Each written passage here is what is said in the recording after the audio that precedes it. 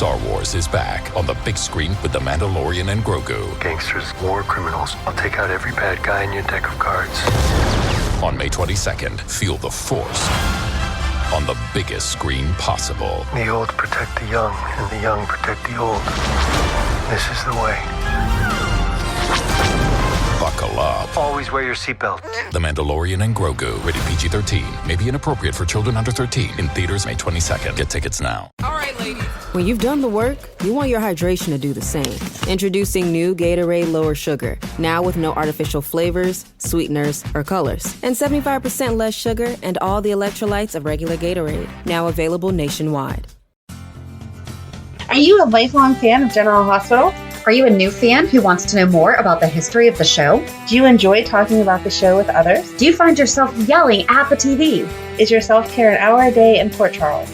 If so, we invite you to join hosts Amanda Kimmel and Shannon Coach at the place where all the hidden conversations take place and secrets are revealed. Meet us at Pier 54, a General Hospital fan podcast. Hello. Hi. Welcome to the General Hospital recap for April 20th through 24th, 2026. I watched everything on the 24th. Wow. So I'm a little jumbled. I wasn't going to watch it while I was away and then, only half watch it because we had stuff going on at night. So I would have fallen asleep watching it. We'll get back to, we'll talk more about that during reality check. So for Port Charles Pipeline, we have a few write-ins. Oh, first one. While I was driving to my retreat, I was listening to the show and I had a thought about Ethan, that Ethan is probably definitely going after Sidwell because what Sidwell did to Lucky. Oh, nice. Okay. Ethan said he told Lulu that he's going after bad people. So of course he would go after someone that hurt his mother. Right. So that's just, I feel like after this week, I'm probably wrong. Also with his insistence on joining teams with Sonny, I don't know. And then from Lily, do you think that they'll have a flashback storyline with Ethan and Delilah? Oh, that would be helpful to get us up to where we should be as far as what happened with them. Yeah. Maybe. Yeah, I doubt that they will. I bet that he just talks us through it, but it would be fun to have a flashback. Or at least something showing them talking. Mm-hmm. Oh, you know what else I just realized about the Ethan thing that I totally forgot about until Sidwell mentioned it too? Holly. Yes. So of course Ethan's going to go after Sidwell. Yes. I wasn't thinking about that last week while I was driving. Right. But Sidwell's like, he looks familiar. Oh, yeah. His mom tried to steal my diamonds. And then we have from Holly, Emma and Gio are such a throwback, and I love it. They really are. They've got the Lucky and Liz, Bo and Hope, which I'm just going to take your word for because I did not watch Let's Days, right? I think so. Bo and Hope. And Jason and Robin, young love, super couple chemistry. They are very cute. Yes. They made me tear up this week. They're so cute. That's not really shocking either, but go ahead. Listen, I love New York too. So I had a little bit of like a love affair going on with that too. And then we have a message from Sally, listening to the podcast, always great, and heard the two of you mention Cassius as a name related to Cassius Clay. When I first heard it, it actually reminded me of the Roman senator Shakespeare play character Cassius, who assassinated Julius Caesar. Not sure where they're going with this, but I also don't think it's a coincidence. All the best, Sally. Yeah, I'm sure there's thought behind that name because they never just pick something. We might have talked about it offline because I was nerding out, but I thought that we might have looked that up when that happened too. I don't know, but either way, I still can't remember which way to pronounce it. I feel like different people are pronouncing it differently though too. Right. So it's not just me. So I didn't really have anywhere to put this, so I'm just going to throw it in the Port Charles Pipeline out of nowhere. So I was on a retreat this week, and one of the women and I just talked outside. Like she and I were definitely, if it is not raining, we are going to be outside as much as possible. Mm-hmm. And the very last day, like the evening of the last day, we get to talking about, she has an outdoor shower and she loved it. And she's, showing me pictures of it. And she's like, and then my son just bought this house and it has a panic room. Oh my gosh.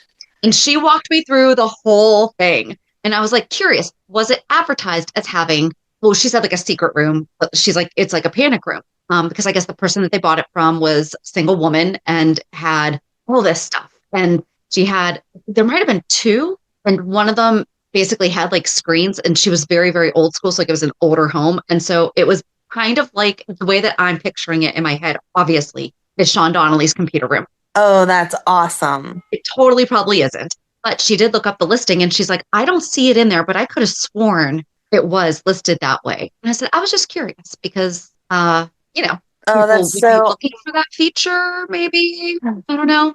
right. I just don't even know how you would ask for something like that, though. Like, I mean, I'm not a realtor, but I feel like if I came to you and was like, yeah, I really need a secret room, you would be like, what the heck are you doing? Listen, we can barely filter the location of the rooms, let alone like a lot. Sometimes people come to us and say, well, I want the primary to be on the main floor. Right. We can kind of filter that, but if the other agent doesn't sign that, and sometimes they don't say the name of the rooms, they don't have the details of the room sizes, they don't have the location of them. Right. It would only filter the ones that match that. So you'd lose like a ton of listings. Mm-hmm. I highly doubt, at least here in Southwest PA, we do not have the capability. We don't have a little checkbox for panic/secret room. You should add that. Go tell someone they need to update your listings because They're multi-list. that is awesome. I love it. And then something that came up while we were seeing This Is Why I Love My Retreats, travel agent had an idea that we should do a cruise with our fans. And Oh, that's a great idea. so I kind of just wanted to bring it up, see who might be interested in. We have zero plans at this time. This is actually obviously the first time that I just shared that thought with Amanda. So, but thinking like a 3 or 4 day cruise that we just get together, we'll plan maybe we'll bring the General Hospital Guess Who game that I made you, bring the General Hospital board game, have a trivia night, hang out with us. Oh, that would be so much Stuff fun. like that. We can just hang out and talk about GH and do all that kind of stuff. So if you're interested, shoot us an email, peer54podcast@gmail.com. Doesn't matter if you're an old-time listener, if you've never written in for Port Charles Pipeline before, anything like that, maybe just give us an idea. And we have, like I said, zero idea of when this would happen. We would obviously look for something. I was even thinking, and I've never done a cruise, period, let alone I know that there are river cruises, and I don't know like if they're better deal than doing something more tropical. Obviously, I prefer something warmer, but also want to make it more easily accessible and affordable for people. So, Right. But yeah, if you think that would be something that you might be interested in, shoot us an email and maybe we'll get the ball rolling on that. That'd be fun. That would be fun. Anyway, that's all I have for the Port Charles Pipeline. You have something really sad. Oh, I know. Why do you make me give the sad news? You're the one who shared it and found it, so you get to say it. I'm sorry. Do you want to take the cruise idea? All right, I'm going to stop sending you sad things. I'm going to have to be the one that talks about it. No, I just happened to see another General Hospital Facebook pages were talking about it. Sadly, the actor that played Lenny passed away. And that makes me very sad. Young. He was only 73, I think it said. Yes, he was battling cancer. So, Rick Hutton, Lenny, passes away at 73 on April 18th after a battle with brain cancer. yeah. That's just sad. I hate it.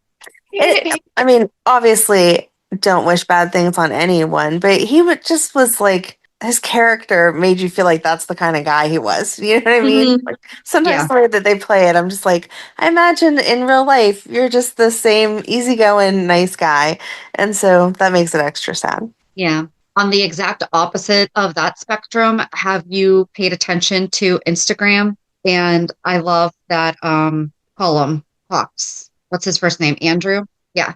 Andrew Hawks has been posting, and he is silly and funny. And he posted, hold on.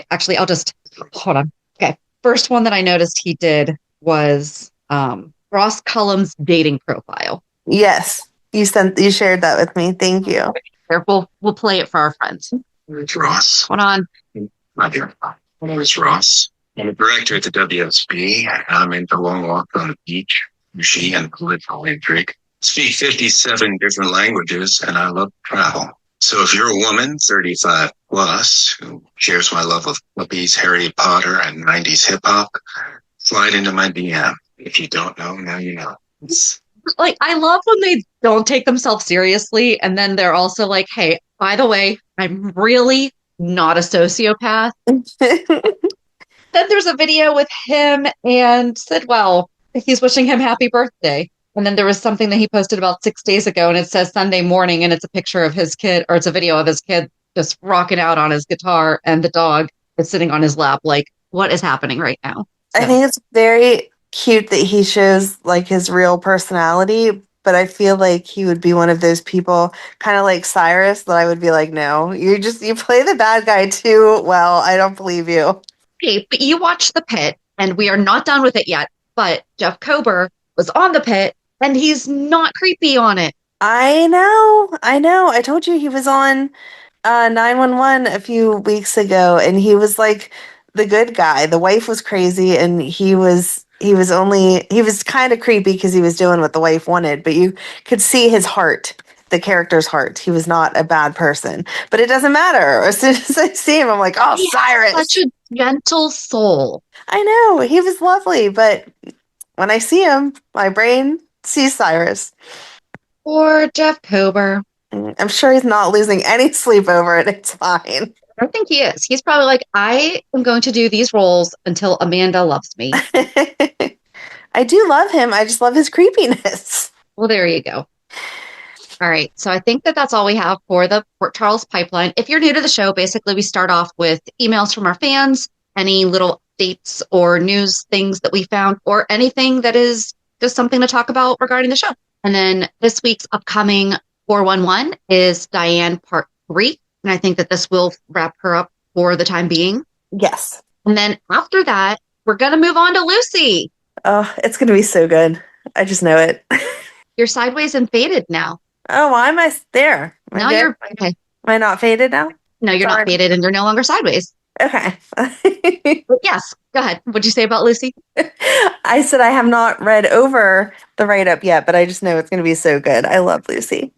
So one of our fans a couple years ago wrote in 411 about Lucy. So we are going to read that first. And then if there is anything that needs added, or I probably just added, we'll consider doing that afterwards. But it's also been Lucy's 40th anniversary. That's crazy. Her debut date was April 11th, 1986.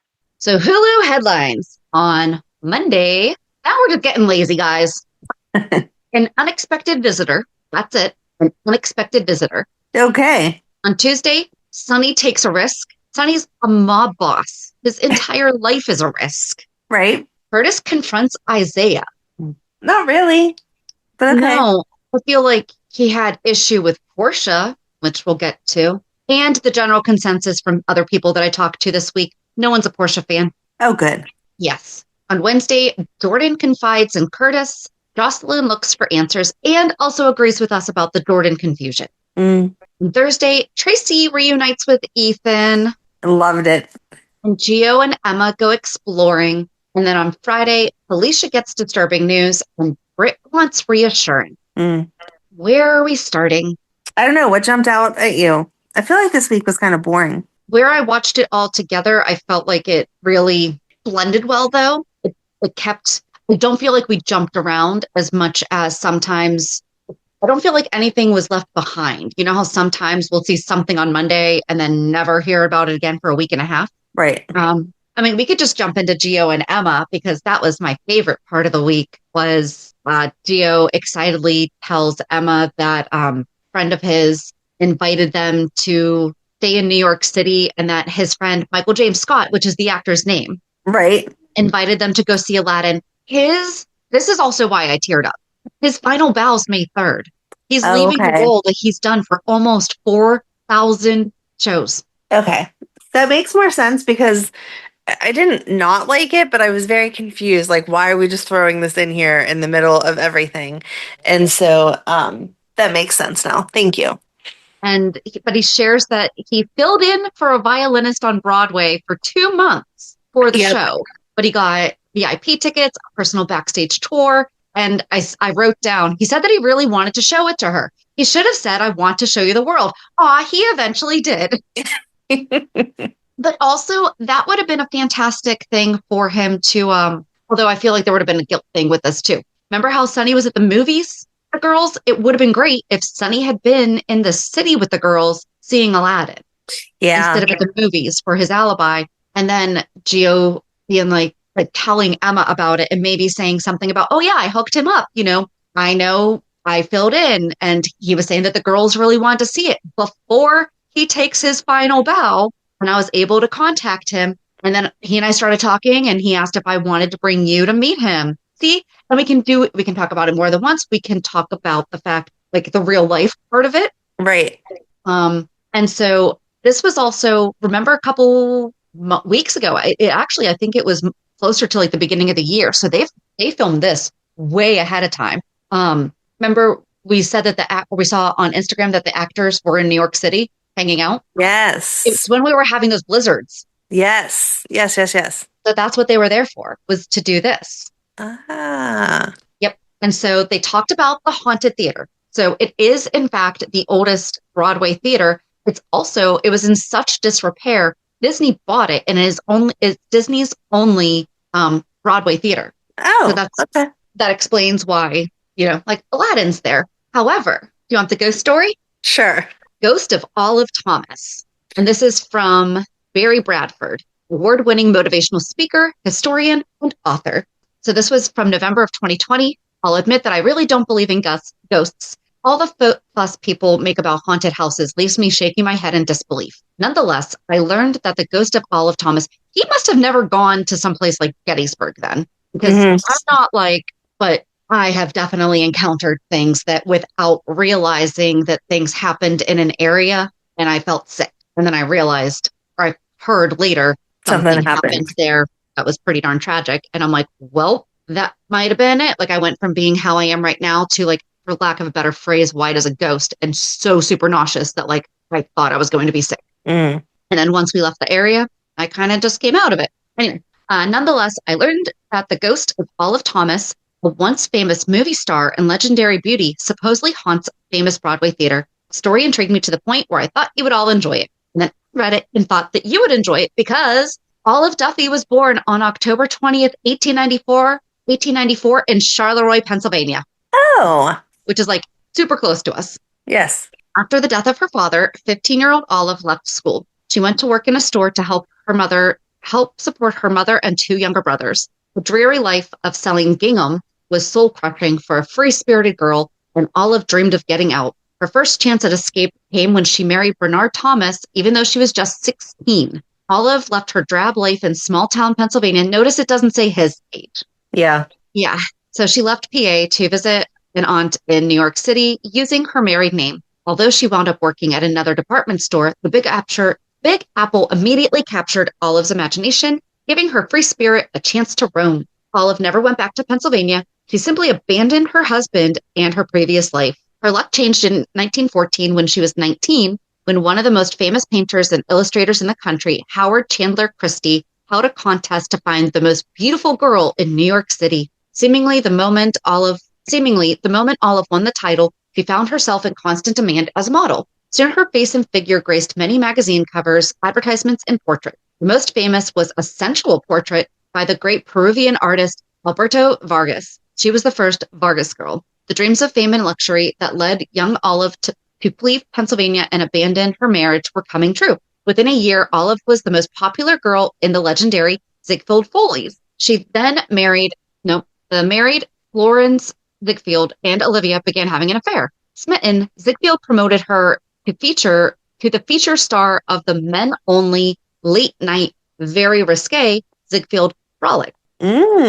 Yes. Then, the ever-ambitious Olive Thomas left New York City soon after and pursued a career in silent films. She became the first actress to ever portray a flapper on screen. Olive Thomas was now a movie star. Although many of her films are lost, those that remain are pretty vibrant and the funny actress who captivated audiences. I'm just going to skip a lot of this stuff. She then secretly married Jack Pickford, the handsome brother of Mary Pickford, the most popular movie star in the world. The marriage was tumultuous, filled with arguments, adultery, partying, separations, and lavish reconciliations. In trouble with the law, they decided to go to Europe, and that's where tragedy struck. In Paris, 1920, Olive and Jack had predictably spent the night partying. Accounts of what happened next vary, but this is what we can deduce. Jack had passed out. Olive, quite drunk, stumbled into the bathroom and took a drink from a flask. She might have thought it contained water, alcohol, or headache powder. She screamed in agony. Flask contained a solution that Jack was taking to deal with his chronic syphilis.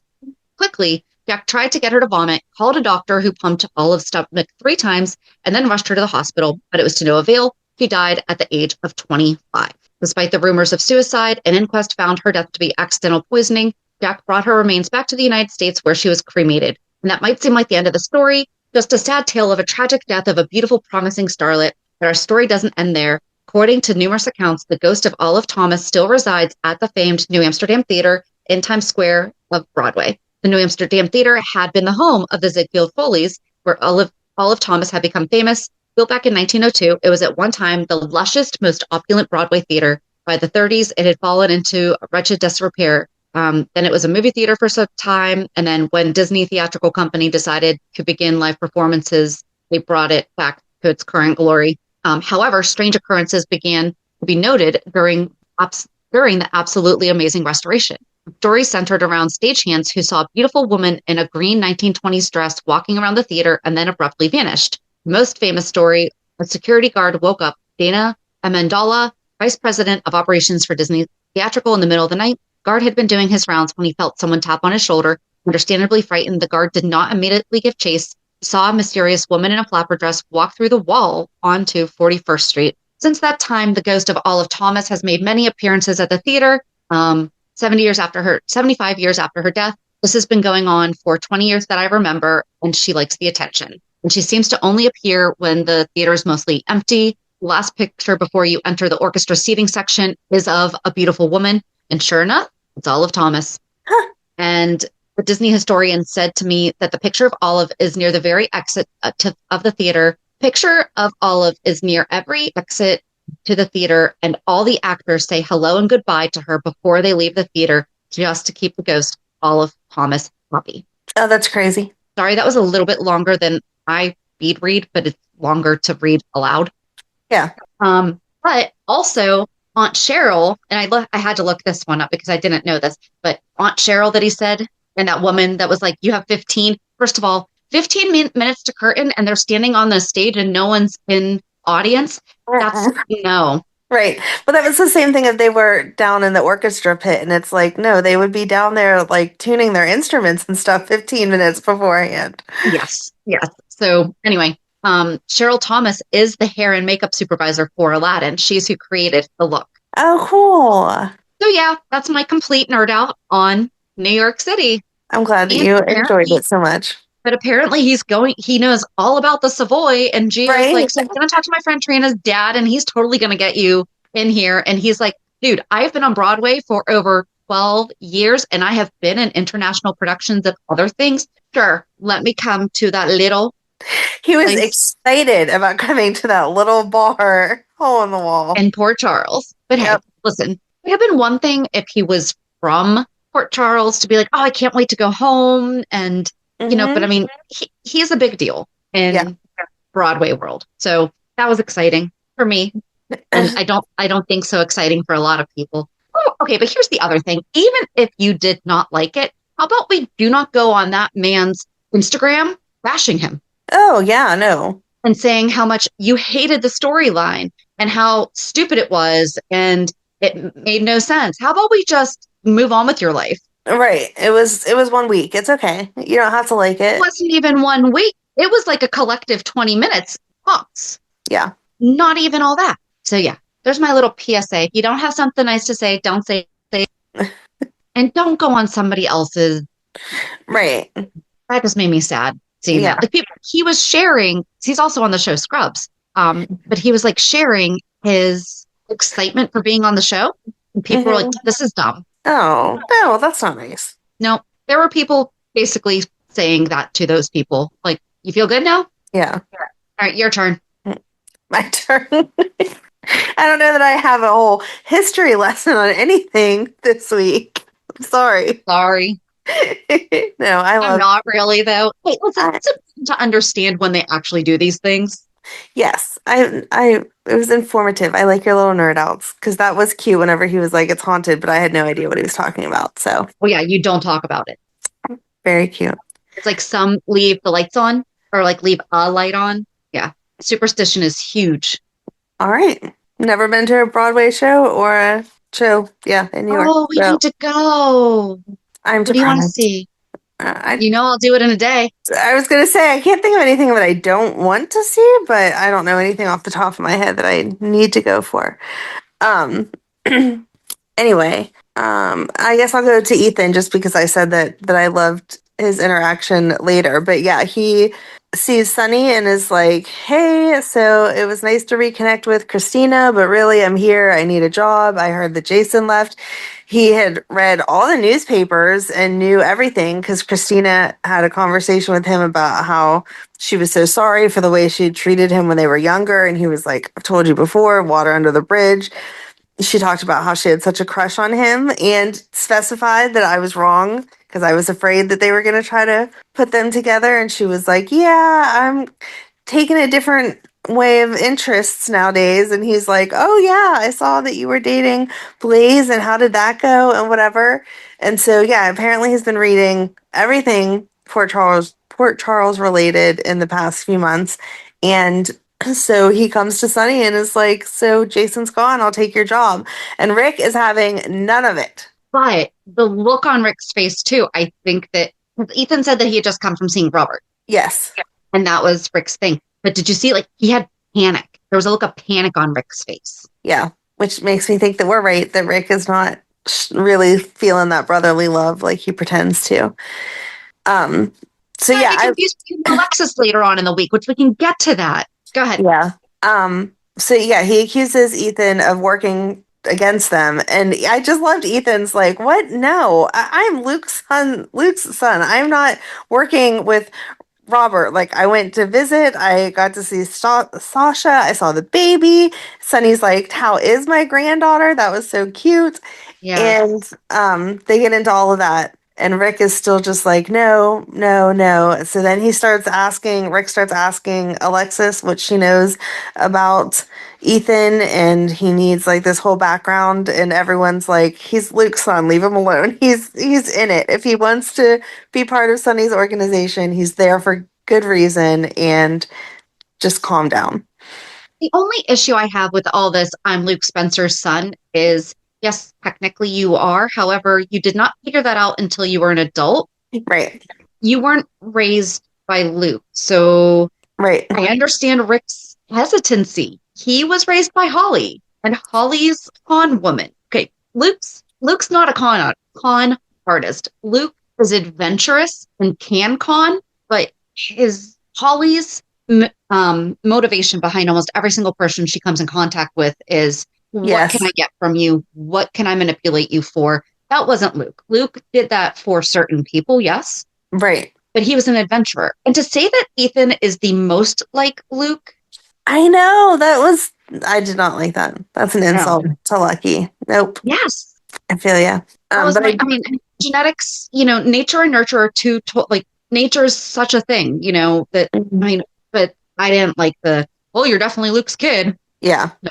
I agree. But then my favorite part of him was him running into Tracy, because he's like, Lulu can't make it for lunch. Is it okay that I'm here? And she turns around, and then he's like, can I get a hug? And she says, not with all these jewels on. And I was like, yes. I'm looking forward to their back and forth banter. Yes. That doesn't really lead us anywhere. I'm sorry. Well, so we found out, and this is where I would like to go back to, we should have had Rick helping Christina through Charlie's stuff, because apparently it was originally, and so we weren't wrong, because remember we said we thought that it was lost? Yes. She said originally it was said to be beyond repair, but she found an amazing structural engineer who, went to court, made a case for it being able to be rebuilt, and went to the insurance company and stuff. That would have been something amazing for Rick to have been doing, especially at that time where it was so soon after she lost the baby. Yep. If you're going to prove your loyalty to Sonny, and I think that Rick has used it as a jab to Christina, not so much recently, but back when it happened. And he is the more of an adult, but also Molly's his daughter. So I could see him saying something. He kind of apologized to Christina, didn't he, at some point? Not really apologized for saying bad stuff to her, but was like, I know that it was not intentional, was an accident.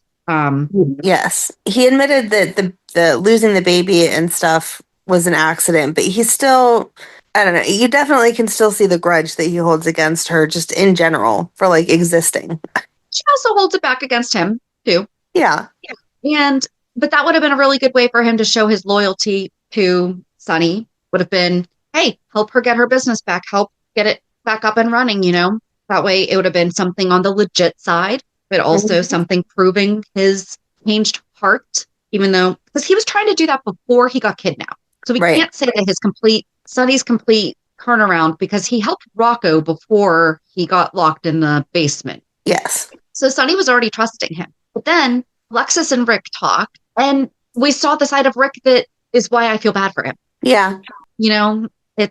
And she hit the nail right on the head. What did she say? Something about like, you need to just let something be good. Mm-hmm. But he can never do that. That's not going to happen. And you see that glimmer of hope, but I still just don't trust it. Even who did he say? My brother too. And they were like, oh, I've never heard it was of Alexis. You. Was it Alexis? Okay. Well, or was it Nina?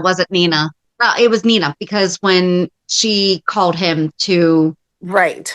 Okay. So yeah, he says to Nina, well, I'll represent you as long as it isn't interfering with anything that I'm doing for my brother. And she's like, I've never heard you refer to Sonny as your brother before.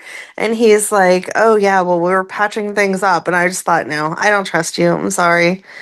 I still don't. And then. But I'm sorry, hold it. Ric doesn't know about Keeper. Molly never once mentioned the fact that her sister had the crap beaten out of her where she was in the hospital. Right. Even though Molly was really, really young at the time. Seriously? Yeah, she was old enough that she saw what happened. It wasn't like she wasn't living in that house or was too little to understand. Yeah.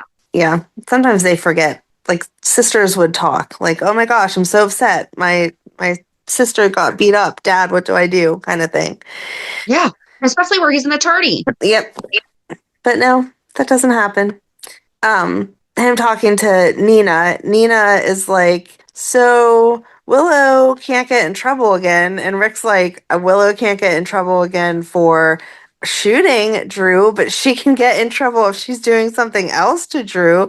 And Nina's like, but what about the defense of she was in a cult and she had a really hard life living, like growing up and everything. And he's like, I mean, Alexis could have used all that. You need to give me more information. I did love that he instantly was catching on, like, there's way more to this story because you're not just asking about Double Jeopardy. You're asking what else can we get her off on?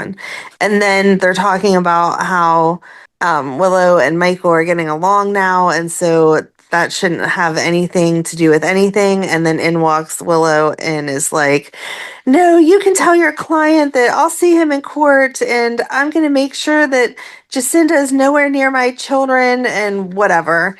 And that whole thing was just so ridiculous. Said something about they'll both pay. It was definitely sounded threatening. So part of me was like waiting for Ric to say, okay, yeah, see that right there. That's what I'm saying is if you know something's going to happen, you're an accomplice.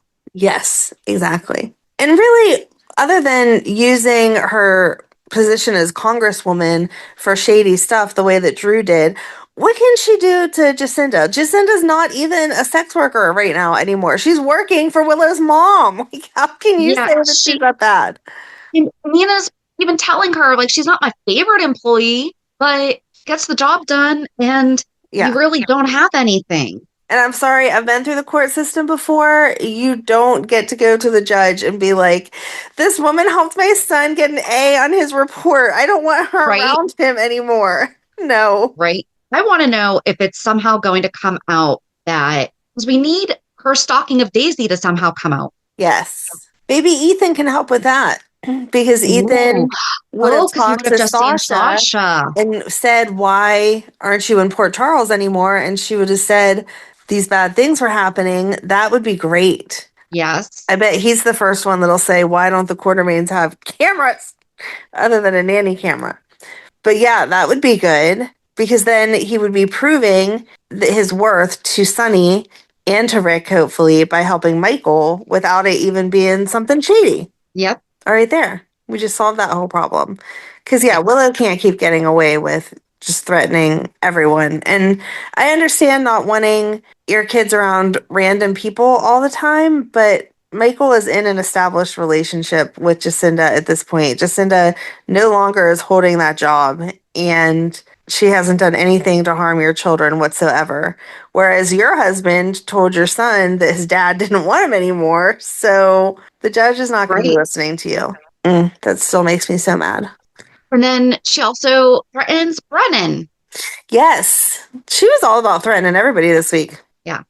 I just don't know what they're going to do with her next.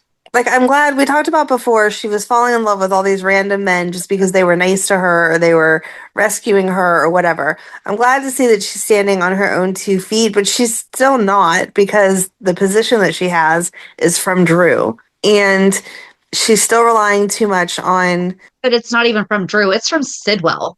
Right. And she's relying on the fact that people are going to keep her secrets. Like, I don't want to see her do something bad to Kai and Trina. I was really surprised that it didn't go anywhere with Kai when she was saying about how he's great with kids. And I guess he went to something of Wiley's that he didn't have to go to, but then he also went to... Was it one of their swim meets? Was Wiley also in swim? Maybe. I don't know. But yeah, he was like, I just like to be supportive. Yeah. I mean, that's nice. But yeah, I think that's going to have to be what happens, though, is she's going to have to go after Kai and or Trina. Yeah, there's like nothing, they haven't done anything bad. Just leave them alone. Like, they haven't even ratted you out. Come on. Yeah. And poor Kai, we still haven't seen any type of family on his side. So who's going to help defend him? Right. And Trina's not going to put up with that crap. Like, she's a strong-willed girl on her own. And then Curtis isn't going to let anything bad happen. So I'm not sure who you think you're up against, Willow, but it's not going to work out well for you. She is also on the International Law Enforcement Appropriations Committee and can help the WSB lose their funding. Yeah, no. Oh, where? Right. Again, do we remember what WSB stands for? World. Right. It is not the Port Charles. We're not Port Charles. It's not the Port Charles, like, detective club. Okay, you're not going to defund them. I did not like when Nina told Drew, I know everything she's doing to you and I'm not helping you. Right? He was blinking and she got annoyed with him again and was like, stop with that blinking. I was like, oh my gosh, you're so rude. And she even said, like, I know that she is keeping you in, like, she's why you're in this condition. Yep. And then Liz showed up to relieve Nina. And Nina's like, oh, thanks. And then she overhears Liz saying, oh, well, I can talk to Willow about getting you some new communication devices, because that's right. We forgot about the fact that there is technology and the eye tracking device. I cannot. Oh, man, I wish Liz had just happened to have it on her. Right. I have zero clue exactly how they work. I'm sure that they have to be calibrated to some degree, but that would have been fantastic. Just like if the home health nurse hadn't said anything and like showed up with it and Liz was the person there, they'd be like, okay, yeah, sure, let's get this started. And then whenever Willow got home, be like, great news, we got this set up for him. And she would just be so livid. It'd be wonderful. But I also hope that they do exactly what Olivia did when she acknowledged the fact that the Quartermains can pay for private care, because you cannot say on Monday and Drew would have it on Tuesday. Right. There is approvals. And he would probably be denied because, well, no, the blinking is working for yes and no. So therefore, he doesn't actually need it. You have to actually prove. And I am being sarcastic because it's very obvious that he needs it, but that is literally what they would say. Yeah. And they would deny it. Like, no, his needs are being met right now, and that's sufficient enough. Right. Oh, man. Let us know if he can not blink twice anymore, and then maybe we'll consider it. Right. Maybe the fact that he, like, flips out, that they can use that as their case. It's confusing now. He can't flip out. You mean the fact that he's blinking really fast? Yeah, and he's blinking constantly. They'll be like, we're suddenly having a hard time understanding him. But Willow and them are never going to say that. But you could tell that Liz was a 90s kid. She knew that commercial. Oh my God. You're ridiculous. 3 long, 2 short, 3 long. So what else? But I picked up on Nina's sarcasm when Nina was like, oh yeah, Willow's going to be so thrilled. Yes. I think Kai tracked it. She doesn't. Oh no, Willow did tell her that she overheard Trina and Kai, right? Did she say it was Trina and Kai, or did she just say someone? I don't know. I thought she said someone else knows, but I didn't think that she got into that it was Kai and Trina. Okay. I honestly don't remember. I'm not 100%, but I think that that's how it went. I'm pretty sure like they were talking and then they got interrupted or something. She couldn't say who it Yep. was. Think so. Yep. So yeah, maybe that's why she could say it like that. But Kai was definitely paying attention. And I think Kai and Liz both were like, okay, these people are complaining about how they need help because taking care of Drew is so much. And now there's 3 of us here, and Nina's still like, no, it's fine. I can stay. You guys don't need to be here. Like, that's just weird.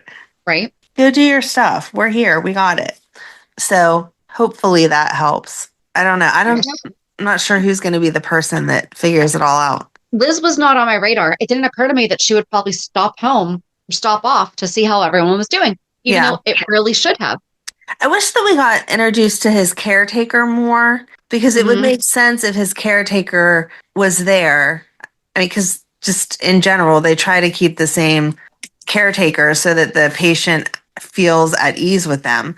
So we should also, then they keep calling the caretaker off. They don't get paid for not working. So the caretaker is going to be like, okay, we're going to discharge you because you keep canceling your appointments. Right.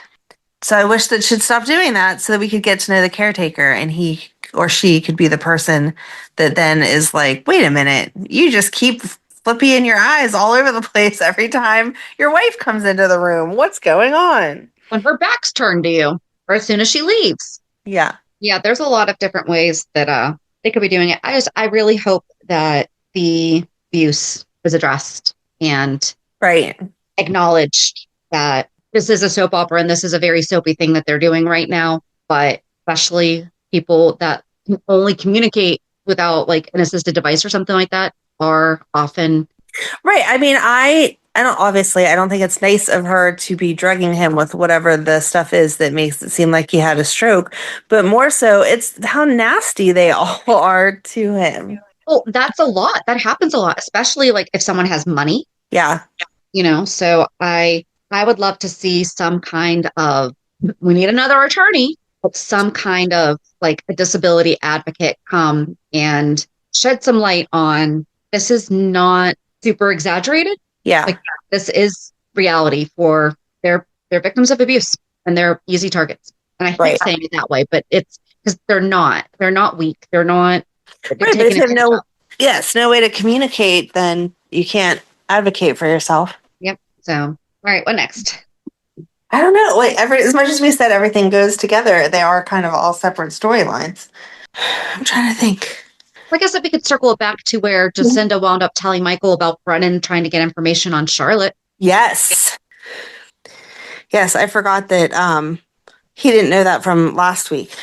Yep. Because he walked in on the confrontation between her and Willow, and I was like, oh, that's the only real scoop that you have. And then she was like, yeah, I'm not sure what to do about Brennan, because then I can get information on Willow and that'll disarm her. And he was like, good. That's what Brennan wanted or Willow wanted from Brennan, was on Drew, not on Michael. Yes, that was good too, because I loved how Brennan was like, so what do you need on Michael? And she was like, no, not Michael, all about Drew. Well, then he didn't it end on, well, what do you need to know other than you shot him? Yeah. So I don't think it went anywhere after that. No. I wonder when she's going to acknowledge the fact. I mean, I know until it can't be found in the court of law again, but it could be in a civil suit. But when she's going to stop acting like she has this big secret, like every time she talks to Michael, every time she talks to Jacinda, now like Kai and Trina know, every time she talks to these people, they're like, okay, you're acting like Michael shot him, but everyone knows that it was actually you. So stop. You know what I would love is if Tracy were the one to bring the civil suit. Oh. Because she may not care very much for Drew, but I highly doubt she would if she finds out what she is doing. Absolutely. Oh, that would be fun. All right, I'm with you on that. Yes. I think that's it for all of that stuff. Yeah, I like that Michael, not that I expected anything less of him, but I liked the fact that he was like, no, we don't need to use Charlotte information for you to get information on Willow. Like, we're handled. It was Sonny going to Christina, though. So Sonny and Christina are having lunch at the Metro Court, like in the garden area. And Michael and Jacinda are taking advantage of working in the hotel and having a late lunch together. And after Michael and Jacinda go to their table, Sonny's like, so how's it going with them? Like, totally trying to gossip with Christina. Yes. And she didn't seem creepy with him like she did at the Charlie's opening. Yeah. Whenever she was talking about Michael, it was like, oh, they're happy. It wasn't, oh, I have a crush on my brother's girlfriend. I think that just might have been a fluke. Might have just been how it was filmed, seemed I hope so. weird. I really hope so. Because I wasn't liking that story. Nope. Yeah, I don't think Sonny goes anywhere else either, right? He had the conversation with Ethan and then the conversation with Rick. And then he was just kind of hanging out with Christina. The very, very beginning of the week is when Alexis came to him and was like, Oh, why'd right. you send Rick? And kind of reiterated once again, why the heck are you not using? And she said everything that we said. Diane has been there for you through all these things. What gives? Yeah. And he doesn't have a real answer because his answer doesn't make sense, as we've gone over several times now. She's involved in all of the bad stuff. Yep. Valentine told Nina or Carly that he still saw Nina. I guess that can kind of branch off a little bit to get us out of there. And he said that he told Nina to tell Jack that he and Charlotte have a regular meeting place. Yes. And Carly did not just get him a pack of razors. She got him like a whole grooming kit. She did. She's quite smitten. Yeah. They're very cute. Oh, he had that whole confrontation with Joss. She walked in and was like, so I need to know. And he was like, I'm not just here for you to get information off of. And she was like, I mean, you kind of are because you're staying at my mom's. And so I can come see you whenever I want. Now give me more information. And I like that she is finally getting a brain. She's the first one to have said, what about Nathan? Because it doesn't seem like his story's adding up. We had Britt go away for all these years and then she came back, but she knew what happened to her. Nathan doesn't remember anything or know anything. Don't you find that a little off? And then she's like thinking perhaps it could be Nathan taking over for Faison. Yep. So good. And that's where we left that though, because Valentine didn't answer. Right. He like didn't really have any intel on that one way or the other. He was just asking her like why she was reading the book, and she had talked about Colum having the cigarillos and stuff. Right. And he was like, cigarillos, that's what Cesar smoked. Yeah. Exactly. That's why I'm bringing it to you. I'm concerned. That's why. Now we found out from Felicia that I guess Anna's doing worse and that she's tried to escape a few times. And she asks Liesel to go with her to France to basically say, hey, I have not been here drugging you. I've not been taking blood from you. And Liesel was like, you don't want me to do that because it'll actually just make her turn on you because she'll think that you are now working with us. Yeah. She's not wrong. I mean, I understand why that would be Felicia's thought process also, because that would probably be where I would go. Like, she thinks that she saw you, just come and tell her, no, you weren't there. But right. I also think that Obrecht is 100% right, that she's not with it and she's going to be paranoid and think that they're all just working together.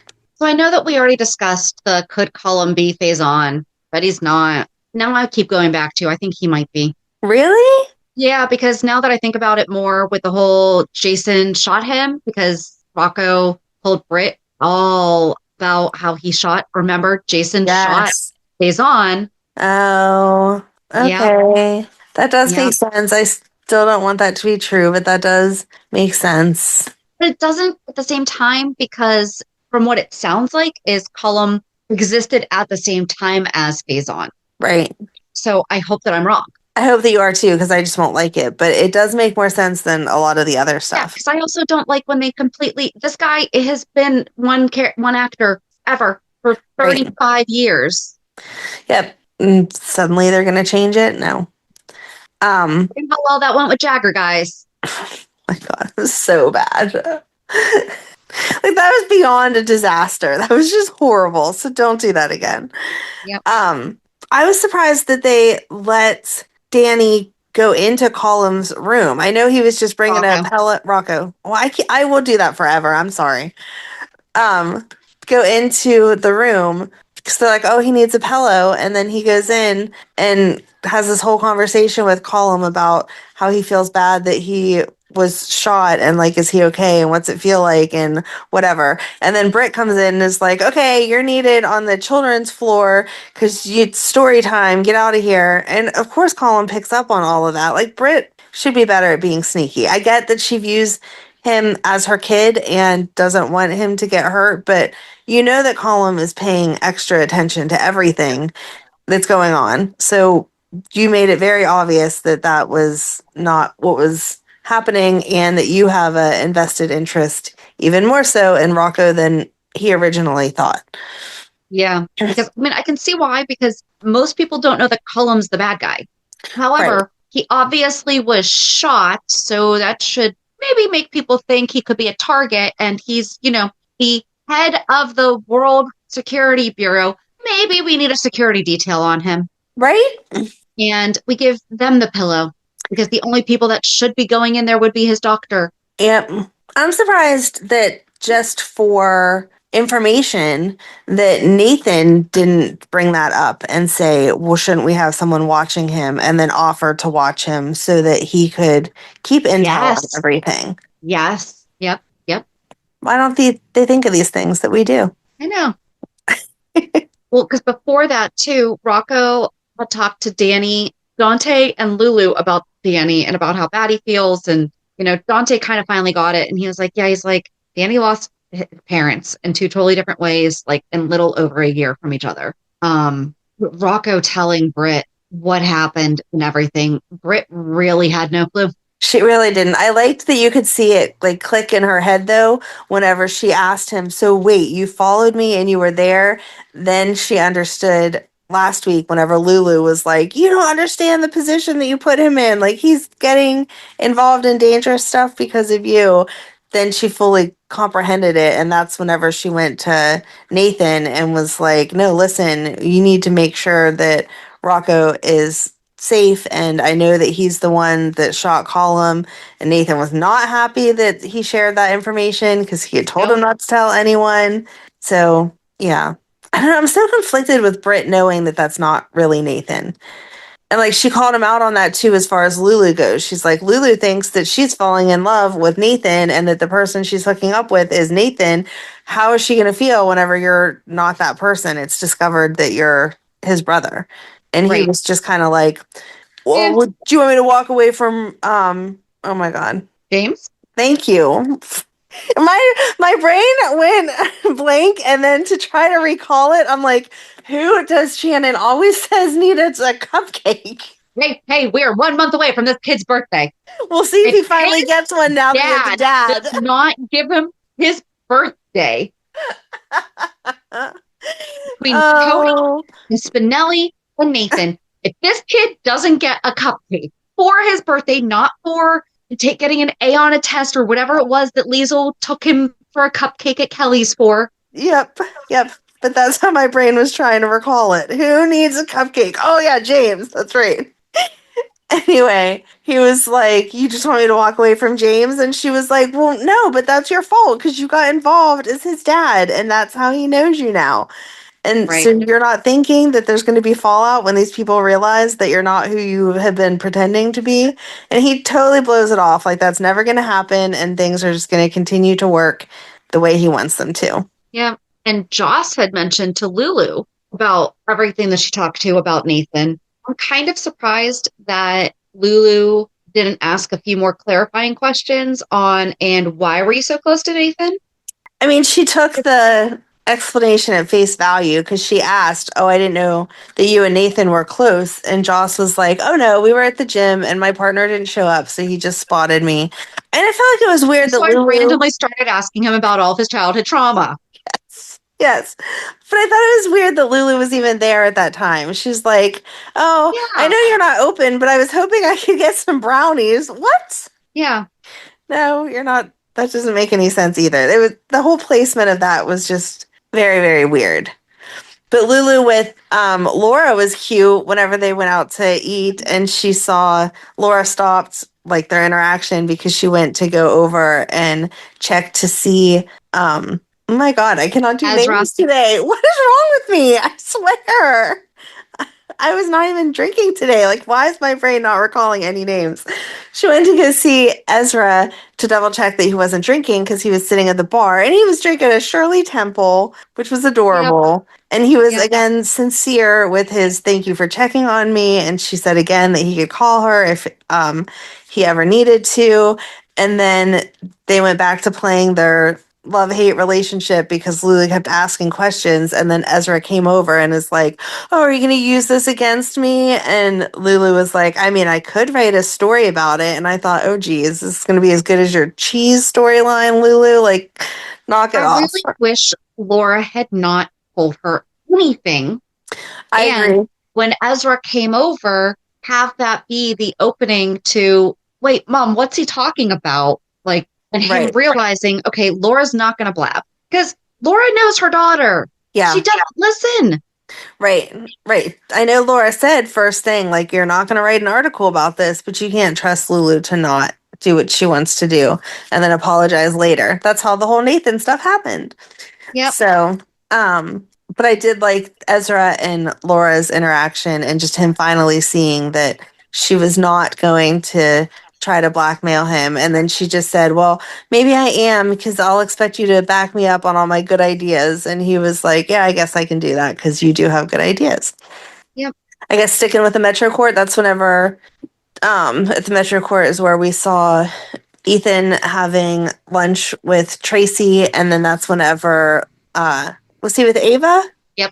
Okay. Yep. That's whenever Sidwell walked in with Ava and was like, oh, I know that young man, and reminded us at least that Holly had tried to steal his diamonds. And so, of course, he knows who Ethan is. Yep. I don't think there's anything else with them. Mm-mm. So totally different subject. Molly went and had her checkup. Do we want to do the horrible thing first, the annoying thing, and then talk about the cute? Oh, okay, sure. Go ahead. Just get over it. Get it over and done with so we can just move on from them. No, you have to do it because I just love the tone in your voice. Go ahead. So Portia had an exam at the hospital as Curtis is there seeing Jordan and did not even consider saying, she didn't think he wanted to like come to the doctor's appointment with me. Take that elevator 2 floors down. It was too much. Is Jordan taking a nap right now? So then he overhears Portia and Isaiah talking about the doctor's appointment that Isaiah went to, and he's hurt. And Portia, once again, has no accountability and is like, but I thought that you didn't want to get away from Jordan. And I got you a picture. Right? I thought of you. Here's a picture. Remember, just like the ones I never sent you about Trina. Right? Oh, that was great. Whenever she's like, isn't it amazing how they look now? Before they were so grainy. I was just waiting for him to be like, well, I never got to see the first ones 20 some years ago. So I'm not exactly sure how they've improved. Right? And then she wound up going into Jordan's room and was like, we have to get along for the baby, whatever. And Jordan's like, oh, so what? It took me being permanently disfigured for you to have any compassion for me. Really actually tired of Jordan. Yes. Almost to the same degree of being tired of Portia already with this disfigurement conversation. And as much as I don't... you gonna run away from me? No. Right, exactly. You have one little cut on your cheek. Shut up. And not that I love Isaiah because I don't, but she was so ridiculously rude to him and he was just trying to be nice. And then Curtis comes in and is like, I think you hurt her, man. She asked you to leave. And Isaiah's like, okay, fine, whatever. I'll leave. I was just trying to be there for her because we had been in a relationship before. We're coworkers, like to an extent, not coworkers. We were... You have to be adults together. Yeah, thank you. Co-dating, like, is what I was trying to get at. Like, we're going to be around each other. So I was just trying to make sure she was okay. And she flipped out on me because she's disfigured, which is ridiculous. And then the same and like we said last week, like, I don't know how I would feel. However, I wish they at least kept her bandaged while we're having these conversations. Because it's a clean slice. Yep. Almost perfectly in line with her cheekbone. Yep. Exactly. No contouring, and I don't even contour. Right. You'll be fine. I'm sure that is And yeah, may people look at it like, will it draw their attention on your face? Maybe if you do absolutely nothing about it and it heals the way it's going to heal and that's the end of it. But you're in no way disfigured. Like, give me a break. And Right. You're still gorgeous. Right. And you yourself admitted it's all your fault because you're the one that was playing kissy face while you were driving instead of paying attention to the road. Well, and that was the thing, too, that probably just get us done with this is that Nathan told Dante that they got paint back from, or they saw the guardrail. And Dante's like, well, can we get paint sample? And Nathan's like, yep, already on it. And Dante they have proven, and Dante told Turner that cars did not collide. Right. And the other car went into the guardrail because Jordan swerved into their lane. Right. But Turner wants the other driver prosecuted. Right. It makes absolutely no sense. Avoiding an accident? Right. How about I want to sue you because of the damage done to my car because I was avoiding the collision? But comes back that the paint is a black German-made car. And the first thing Curtis says is Isaiah Gannon drives a black SUV. Yeah. So could it be? I mean, that shouldn't be the paint that's on the guardrail unless two people hit the guardrail that day. What if Brooklyn didn't hit it where she thinks she did? Well, where else did she hit it? There's a scrape on her car. That's a big hit somewhere else. That was a big scrape on her car to think that she hit something else and didn't notice. She could have hit another guardrail just somewhere else. Did she just drive around hitting guardrails all day and not say anything about it? Okay, that's a problem. If you're hitting multiple guardrails and not sure which one you scraped your car on, you probably shouldn't be driving. Or go get an eye exam, please. It was Brooklyn at the same time. Thought that was interesting. Well, Curtis is going to twist it to be like, that's why Isaiah has such interest in Jordan. But no, he's actually just being a decent guy. Yep. And Felicia offered Jordan trauma counseling. And she's like, I'm a trained law enforcement. No. Yes, you are. First responders need therapy. Yes. Yep. She's above all that. Period. End of sentence. First responders need therapy too. Yeah. Not Jordan. I really don't like this because I really like Jordan and they're really making me be like, okay, now I just don't want to see anything with Portia or Jordan. Can we just focus on Curtis? Ava was disfigured? Right? I want Ava to go visit Jordan and be like, listen, I want to get you my plastic surgeon's information, but have her walk in and be like, well, you don't even need it. And Jordan will be like, what are you talking about? And right. I'm like, disfigured. Ava will be like, let me show you some before pictures of me. That's what disfigured looked like. Okay, girlfriend, you're nothing. Right. You're a few stitches. You'll be fine. Right. Why'd you have to make me talk about that and be all annoyed now? Sorry. All right, now go on to the cute stuff. There we go. See, I just didn't want to end on that stuff. All right. Also at GH, we'll connect it that way. Molly went for her checkup after her endometriosis removal surgery, and she got the all clear from the doctor. And I was actually really impressed with her because I don't know that I would be that good of an adult, that she said, like, when you say all clear, you mean all clear. I can even go in adult activities. And she was like, yes, if it was adult activities that caused you pain before, I think you would ask. I would just kind of assume when they said you're all cleared, I would just kind of assume and hope I was right. You can't assume that stuff. I probably would. But anyway, she asked and the doctor was like, yes, absolutely. You are cleared to do whatever you want to do. Just obviously common sense. If something hurts, then stop. And she was like, okay. So then her and Cody went back to his place and they were being all smoochy and cute. And first they went to the Port Charles Grill and were getting champagne and every type of expensive seafood. Is that the proper celebration meal for having a surgery? I think he was just saying, like, we're going to celebrate and we're going to order lobster and oysters and caviar and all the things that you typically wouldn't. Yes, he's very cute. Then they end up back at his house or at his place, and they're all smoochy and cute, and one thing starts to lead to another, and he 100% stopped it and was like, no, I don't want to do this. And then he's like, I have to ask you something. And she's like, what? And he says, in our previous times together, has anything ever happened that hurt you?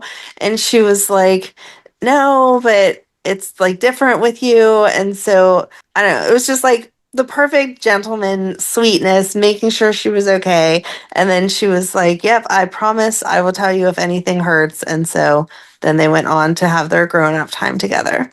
I also thought it was sweet to show that like the stuff impacts the guys too. Yes. Like, right, the guys don't want to hurt us. Right. In most instances. She probably didn't even think that he was internalizing that, like, oh no, have I ever hurt her before? Right. So, yeah. I love Cody. Yes. All right. So I think that was it, though. See, now we get to end with some smiles. Just like Molly. It's funny, if we talk about, I don't think my smile's the same as Molly's is after getting to be with Cody. But if we talk about Cody or Valentine, it ends with a smile. Anybody else, we're like, no, I don't like them this week. Pretty much. Reality check. So yeah, I was boring this week going into reality check. I really had like nothing. There was nothing crazy with the kids, nothing crazy with anything. Oh, we had a fun like run in just because it's silly. Madeline had dance like she always does, and Ryan had gone downtown because the football draft is in Pittsburgh this week. If no one knows, I don't really understand what all that means. There's a lot of people here. They're all very coming happy. into the city to sit outside of a room that they cannot be in to hear people they don't know are getting picked for teams that they don't even like. Right. Exactly. Exactly. But it's a big deal, and there's lots of people here. But everyone seems to be enjoying it because all I see all over the news is how wonderful Pittsburgh is and that we have not had any major incidents or whatever. So that's good. I'm glad everyone can come to the city and have a nice time. But anyway, Ryan went to go do that because he's into all the football stuff and whatever. So I had to pick up Madeline. So after she got done with dance, I was like, oh, it's just us. We'll go get Chick-fil-A for dinner and whatever. So I will not sit in Chick-fil-A's drive-through line at dinner time because that's absurd. So I parked and she went inside to pick up. So thorough. I don't care. It's too long. That line is too long. So I order on the app and I make her go in and get it and come back out to me. So as she's walking past the drive-through line, I see her like kind of get closer to the cars and whatever. So I assume that she sees someone from dance and she's like, oh my gosh, I'm here too, whatever, blah, blah, blah. So then she comes back over with the food after she's done and she's like, guess who's in line? And I'm like, I have no idea because I can't see the cars from where I'm sitting. Just I know the general direction. And she's like, oh, Matt and Julie are getting Chick-fil-A. So we went from there to the local park and sat at a picnic bench and had dinner together impromptu because I had no idea they were at Chick-fil-A and they had no idea I was. Were they using the gift card that they found during the scavenger hunt? They were not. We did that as a family the one day. Oh, that's right. You got the tray. It was the tray. Yes, yeah, exactly. So, yeah, it's just funny the amount of times, like, because we do live so close and we see him often, but the amount of times that we're driving around and it's just like, hey, wait, that's Matt behind us, or oh, that's Matt at the same restaurant as us at the same time when we had no communication. So it was fun. I like Matt. So it was a nice little hooray for dinner. liking your son, right? So I generally like all my kids, but Tuesday, because my kids always will talk about, Matt's the favorite because he's the boy, or Madeline's the favorite because she's the youngest or whatever. And I tell them all the time that I love them all the same. But yeah, depending on who's being nicest to me is who I like the most that day. So on Tuesday, I had to take Madeline to her tumbling class. And Emily had her birthday rewards that she hadn't used for a free milkshake at the milkshake factory. And so she told me I could use it. So I sent a picture of the milkshake in the group chat. And I was like, Emily, you're my favorite today. Thanks for the milkshake. So gift card for them that I've never used. I had never had them until February. Ryan took me, and now it's a very bad habit that he got me started on because they are very yummy, and it's 5 minutes down the road from where she takes her tumbling class. So dangerous. Yep. But yeah, that was all my yummy food and a milkshake. That was my exciting week. You, on the other hand, were staying in a mansion on the ocean front. It was my favorite one. So it was my insider's retreat for my professional moms, and it's the one where only some of us are asked to attend, so it's not even like a given. I also had a lot of yummy food because one of the girls is a private chef. Oh, nice. She was our private chef for the week. She's so talented. If you are in Rhode Island, what is the name? It's Crunchy Katie. But let me make sure that I get it correctly. Sorry, it's Crunchy Kate. It's KRUNCHY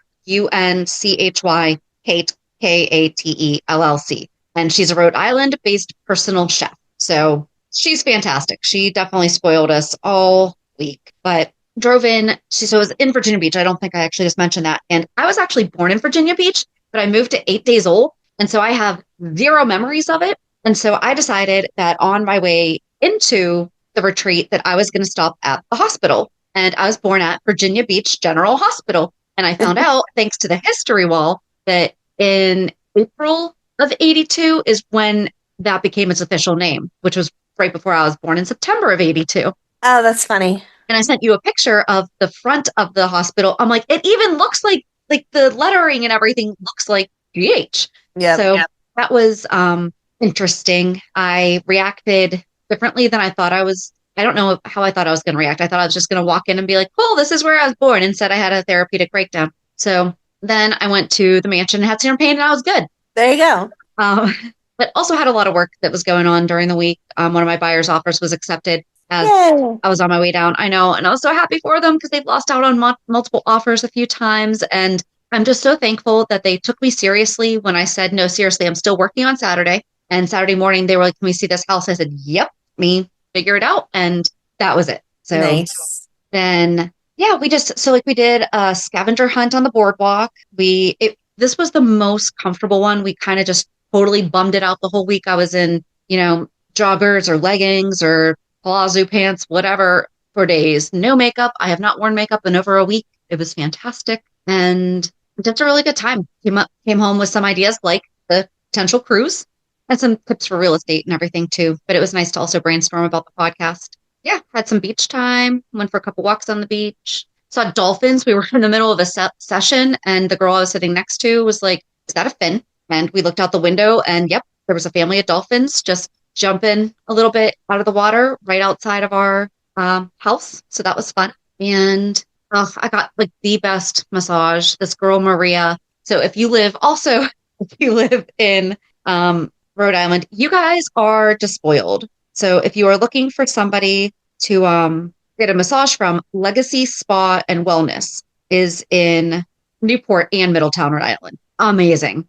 My massage therapist here had a hip replacement a few months ago, so she hasn't come back yet. But even whenever I see her regularly, I still look forward to Maria because that woman, like, she's just like gets in tune with your body. She's just magical. She is in the right line of work. She is amazing. And I got it right before bed on Tuesday night. Oh, nice. So yeah, I was nice and relaxed and ready for bed. But yeah, it was just nice. And I drove home on Thursday and gave myself a half-hour detour to go to Bertucci's and get myself a Solano pizza for the drive home. So that was fun. And then just back to work in person. And my son's birthday's Monday. So the day this is being released, he's going to be 24. Oh my gosh. Stop. I know. Oh my gosh. In 1 year, he can rent a car. My baby. Yeah, it was a good week. I'm jealous. Yeah, I don't know how I came back. Yeah. I'd have been that person they were kicking out at the last minute. Like, I just need to stay here. We were 15 minutes late leaving. Pulling out. Like, I mean, we were all packed up and out of the house and everything, but, just not wanting to leave each other. But yeah. I also liked driving. I mean, I like flying and everything and getting somewhere quickly, but I really enjoyed my personal road trip by myself. It was 7.5 hours. Took me about 9 to get home just because my detour and then I made more stops just because I was exhausted and I forgot about that part. Yeah. But yeah. No trips on the schedule this time for the rest of the year. I'm sure that will change. I was going to say, I won't hold you to that, but okay. This time, nothing scheduled. So got it. Yeah. Other than that, join us on Thursday as we finish up talking about Diane. Have a good week. And we'll meet you at the pier. Bye. Bye. If you enjoyed today's show, we invite you to go to peer54podcast.com to subscribe on your favorite platform. Don't forget to leave us a review.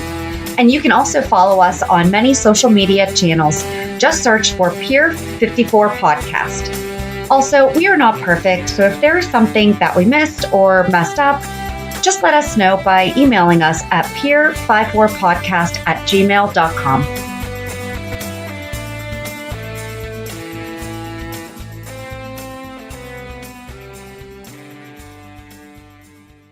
Ryan Reynolds here from Mint Mobile with a message for everyone paying big wireless way too much. Please, for the love of everything good in this world, stop. With Mint, you can get premium wireless for just $15 a month. Of course, if you enjoy overpaying, no judgments, but that's weird. Okay, one judgment. Anyway, give it a try at mintmobile.com/switch. Upfront payment of $45 for 3-month plan, equivalent to $15 per month required. Intro rate first 3 months only, then full price plan options available. Taxes and fees extra. See full terms at mintmobile.com.